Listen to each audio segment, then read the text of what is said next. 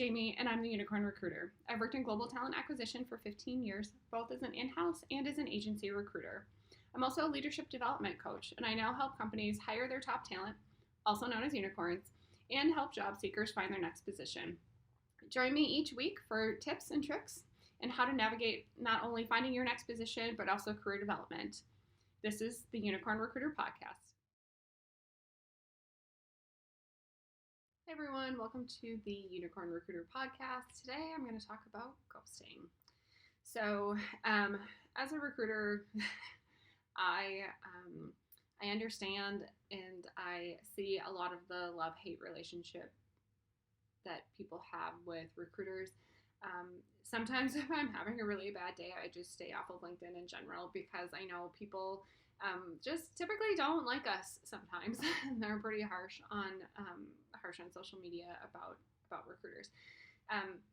So I wanted to cover ghosting today because I think that this is probably one of the things that recruiters get hit the hardest for, and I think covering what ghosting is, what it versus what it isn't, and just some of the parameters around it might help clear some of that up. So ghosting is when someone applies and interviews for a job and doesn't hear back, or when a recruiter reaches out to them for a job and then just goes silent after that person responds.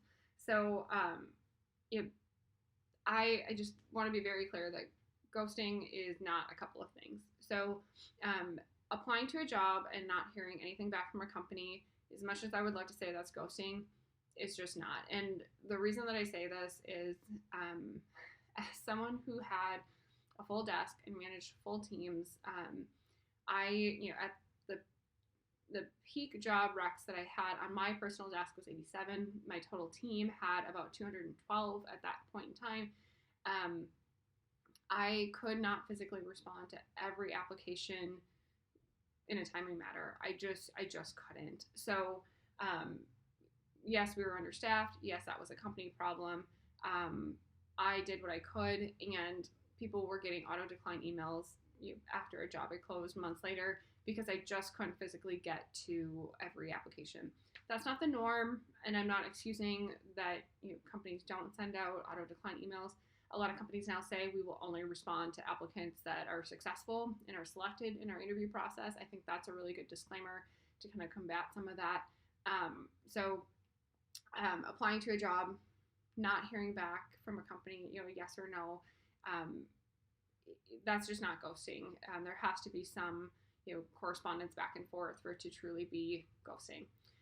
And I know that's hard to hear, and I know, please don't come for me, but it's just it's a little bit of a process on the internal side. Now, from an agency perspective, I would say if you're reaching out to agency recruiters or you're applying to their jobs, their inflow of candidates typically is going to be a little bit less unless you're on maybe like manufacturing level positions or hourly positions, that you're most likely going to get something from them. The candidate flow is a little bit different. But when you look at positions like remote first companies that maybe have, if they're lucky, one or two recruiters, maybe they have more, but even so, they post remote jobs and they get thousands of applicants in the first couple of days. For a recruiter to go through and review all of those candidates and decline all of those candidates within 24 to 48 hours, a couple weeks even, is just unrealistic. So keep that in mind. The other reason I say this too is that I had a lot of people that would tell me, I've applied to your company several times, I've never gotten anything, not even a decline letter, and I would go through and I would see that they absolutely did. But because it was automated, because it came from our system, I'm sure I went into their spam. So, at that point, I wasn't going to argue with them, but it's quite possible that you did get rejection letters. You did get notifications, and it either hit your spam or it was blocked. When I would send out auto decline emails, I would get hundreds back into my spam from servers declining my email. So just things to keep in mind. Not all systems are set up to auto decline. So I have used very immature ATS systems that small companies use, or we essentially had like an access database that these candidates were being pulled into. I didn't have the ability to auto decline. So I had to go through and input everyone's email into a blind email, or blind copy them into an email and send off a decline email. Not everyone's going to be able to do that. Not everyone's going to have the time to do that. So just keep in mind that if you apply to a company and you don't hear back, that is not ghosting. If you email or in mail a recruiter on LinkedIn to their account and they don't respond to you, that is also not ghosting. I get, on average, probably anywhere from 10 to 50 messages a day sometimes. If I'm actively recruiting for a position, I've got something out there, I can get 50 to 60 messages in my inbox like that. And I realize if you're listening to this on a podcast and not watching the YouTube video, you can't see what I just did, but I was clicking my fingers. So I get so many messages sometimes that there's just no way to respond to them. And also, even though a recruiter is using that for recruiting for a company, even if they're in-house and they're recruiting for their company using their personal LinkedIn profile, that's still their personal social media. So it's not ghosting if you reach out to them. And to put this in perspective, we all get cold emails, we all get cold calls, sales calls. Do you respond to all of those? Absolutely not. I get tons of telemarketer calls on my phone every day, selling me services and software and whatever else, and I don't respond to those. So it's not ghosting if there's no initial communication. The same goes for a hiring manager. So I often coach my career search candidates, my job searching candidates, to reach out to the recruiters and managers on LinkedIn and express interest in the job and the company. But I also tell them, if you don't hear back, whether it's the hiring manager or the recruiter, that is not ghosting. They just didn't respond to a cold outreach. Now, ghosting is when you've interviewed with a company and you've had conversations with them, and then you just never hear back. Or a recruiter reaches out to you through LinkedIn or Indeed or another job board, and they initiate conversation, you respond, and then they're just gone. That is ghosting. So where I think this kind of comes in is, when recruiters are in the middle of an interview process and you don't hear back from them for a certain amount of time. And when I've coached new recruiters or when I coach my job search candidates, I tell them, one of the things I have always told new recruiters is that a week for you feels like a month for a candidate waiting to hear back on a job. A day for you feels like 2 weeks for a candidate. So to put it in perspective for them, our time will just fly by. We've got multiple positions, multiple candidates. I could have someone interview for a position on Monday and not have another candidate lined up for 2 weeks for that next interview, and that time will fly by for me like nobody's business. I will have no concept of time, and for a candidate, it feels like they've been waiting for 6 months, especially when you're unemployed and you're anxiously looking for a job. So I do what I call follow-up Fridays, and I follow up with candidates on Friday and let them know, if I don't have any information for you, I'm still gonna touch base with you.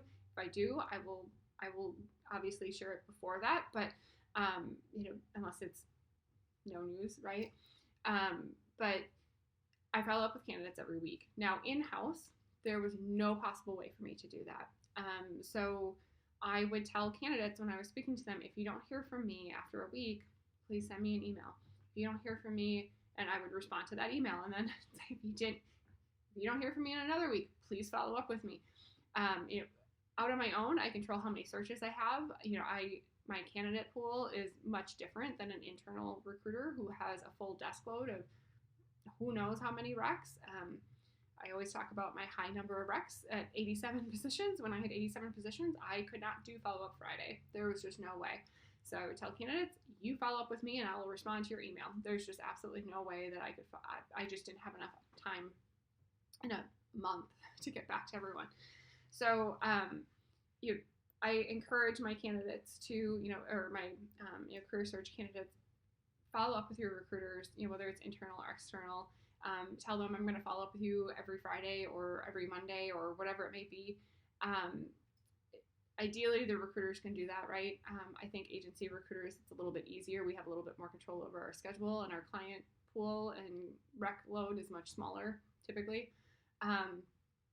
But if you follow up with them and then you still don't hear back, that's ghosting. So having to reach out to a recruiter for a response and getting one, that's not ghosting.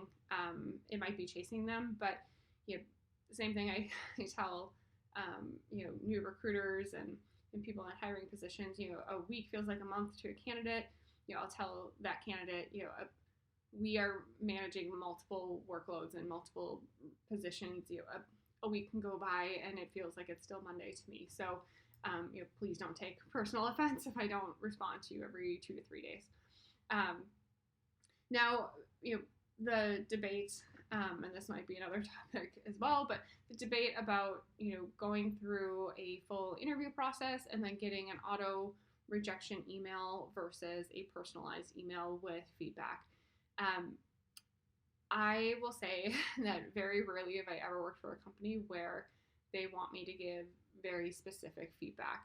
Now, I, as a career coach and a lifelong recruiter, have told people, like, very often when you get to the final stages of an interview, it becomes a race where this person has a little bit more of this or this person has a little bit more of that, and it often does come down to technical skills, or early on in the process it may very well be you had a bad interview, culturally it just wasn't a fit. When you get down and you are the final few candidates, it is very much so coming down to some type of technical differentiation. So to get an email from a recruiter that says we went with another candidate whose skills more closely aligned with the job requirements is probably 100% accurate.